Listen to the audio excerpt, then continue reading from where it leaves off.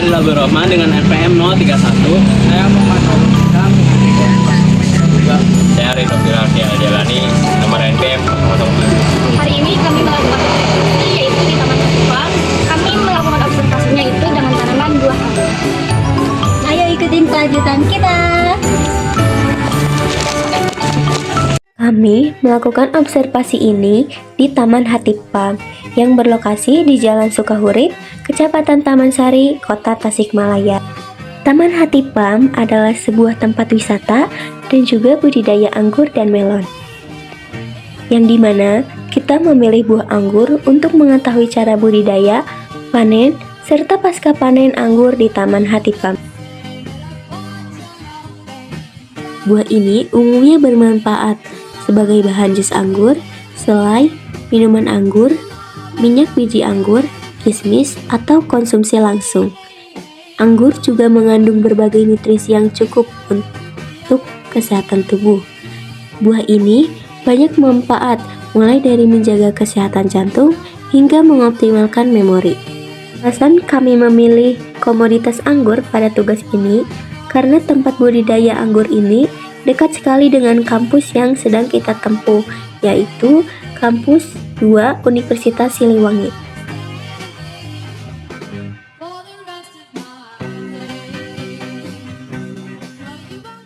Kalau boleh tahu, Bapak dengan Bapak siapa? Saya sendiri Saiz Abdul Qadir Al-Rumi sebagai supervisor kebun di sini di Taman Hatipam.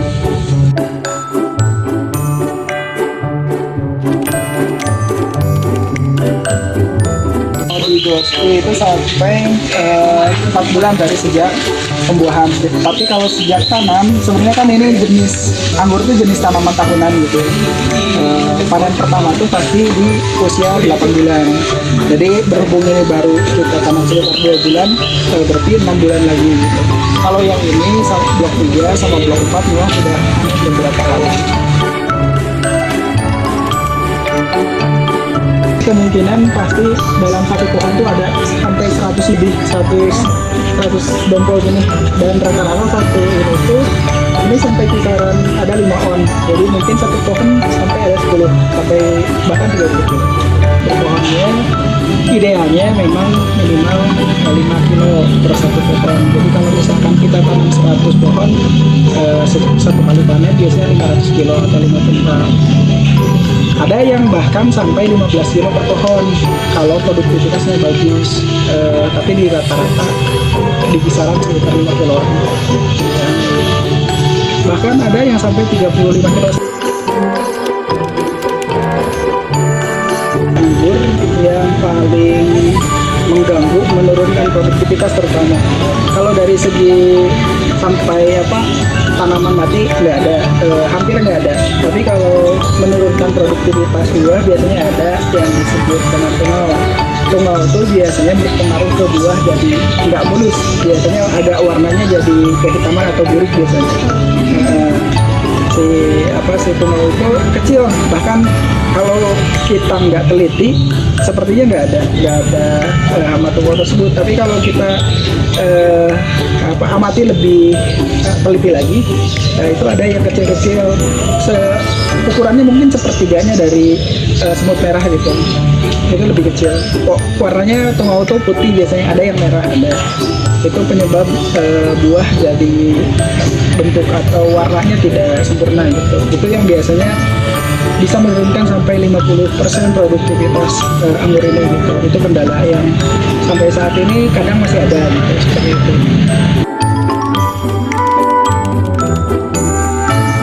Dipengaruhi sama ketika supply-nya kurang, demand-nya tinggi, ya nilai suatu barang kan bisa naik gitu.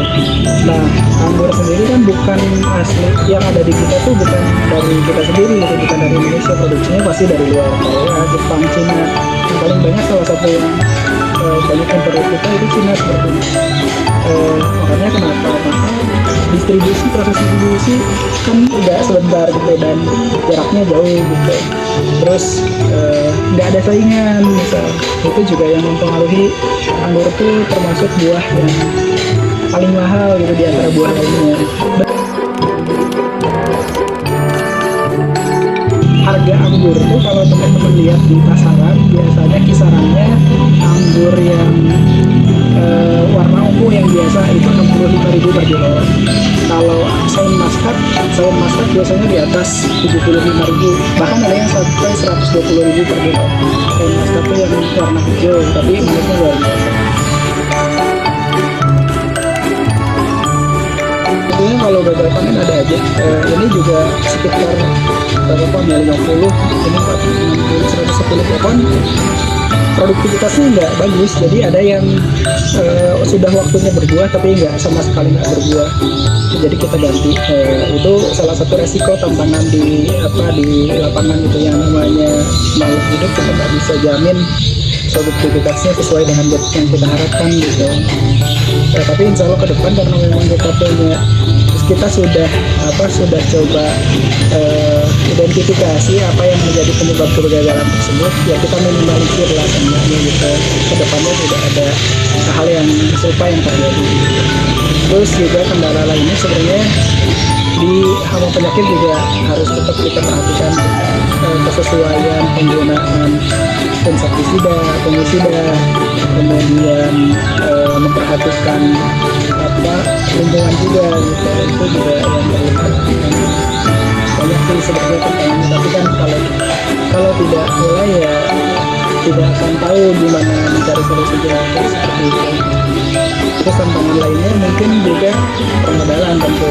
Saya sendiri sebenarnya kan di sini sebagai karyawan gitu ya, pemilik modal juga pasti kalau misalkan tidak memperoleh penjualan yang bagus, tentu kan bukan untung yang didapat tapi kerugian gitu. Anggur rata-rata nggak disimpan dulu, prosesnya ketik langsung dibawa pulang gitu. Tapi kalau kita lihat di negara lain biasanya ada treatment khusus. Kemudian mau diekspor misal dalam jumlah yang besar, biasanya ada treatment coating gitu. Coating itu pelapisan buat anggur itu sendiri supaya nggak mudah kering, nggak mudah busuk di perjalanan dan sebagainya.